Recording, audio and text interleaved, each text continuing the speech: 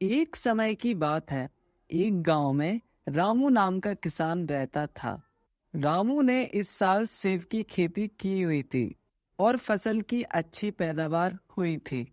एक दिन वह खेत से अच्छे अच्छे सेब तोड़कर शहर की सब्जी मंडी में बेचने जाता है।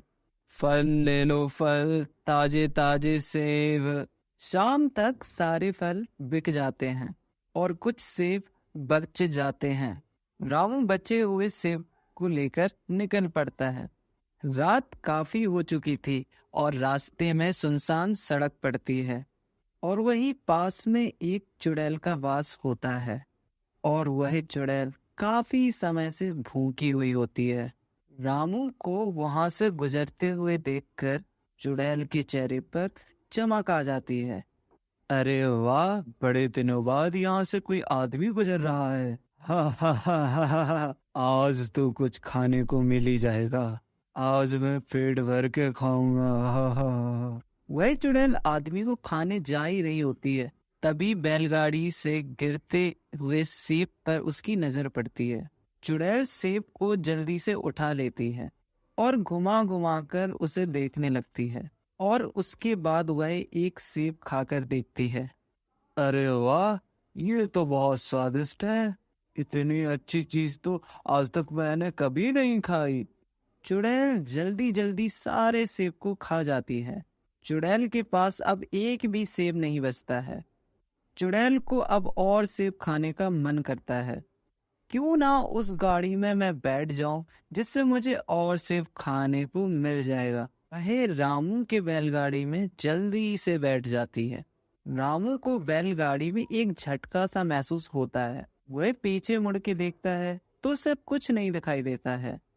अरे अभी अभी लगा है कि मेरे बैलगाड़ी पे कुछ तो गिरा है, लेकिन यहाँ तो कुछ भी नहीं है। रामू को वह चुड़ैल दिखाई ही नहीं देती है। वह अपनी बैलगाड़ी लेकर आगे चल देती है। चुड़ैल रामू की बैलगाड़ी पर बैठकर उसके घर चली आती है। रामू घर के अंदर चला जाता है और चुड़ैल घर के बाहर ही रह जाती है और चुड़ैल सबके सोने का इंतजार करती है। वर्षा, अरे ओ वर्षा, एक गिलास पानी तो लेकर आओ। अरे आप आगे, अभी मैं आपके लिए खाना और पानी लेकर आती हूँ। जब तक आप मुंह हाथ धो लीजिए। खाना खाकर सब सो जाते हैं और चुड़ैल घर में आकर सेब ढूंढने लगती है।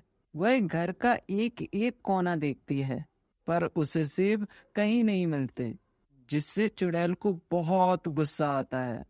आखिर वो चीज कहाँ रखी है, वो चीज जो उस बैलगाड़ी में थी। इसके पास वो चीज जरूर होगी, और वे ये रखता कहाँ है। मुझे लगता है वह वही चीज कहीं और छुपा कर रखता है। मैं ढूंढ कर रहूंगी। चुड़ैल सुबह होने और रामू के जागने का इंतजार करती है। सुबह हो जाती है और रामू नहा धोकर खेती की तरफ जाता है। चुड़ैल भी उसके पीछे पीछे जाती है। रामू खेतों में काम करने लगता है।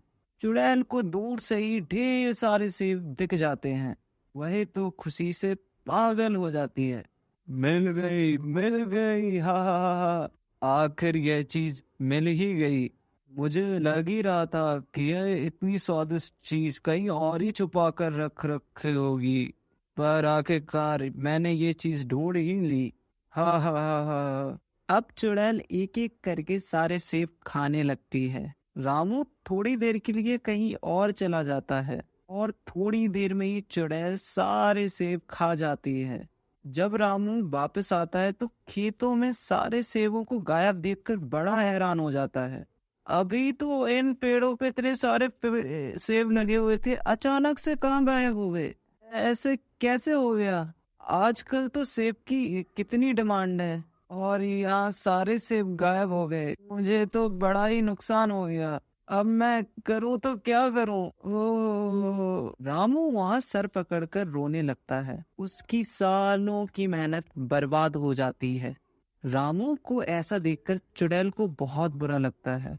उसे समझ में नहीं आता है कि वह ये सब फिर से कैसे ठीक करे, जिससे रामू का कोई नुकसान ना हो। मेरी वजह से इस भले आदमी का नुकसान हो गया। इसके सारे से मैं खा गई। अब मुझे ही दोबारा उगाना पड़ेगा। इस वजह से रामू इस टेंशन की वजह से बहुत बीमार पड़ जाता है और उसे अपने खेतों पर जाना बिल्कुल बंद हो जाता है।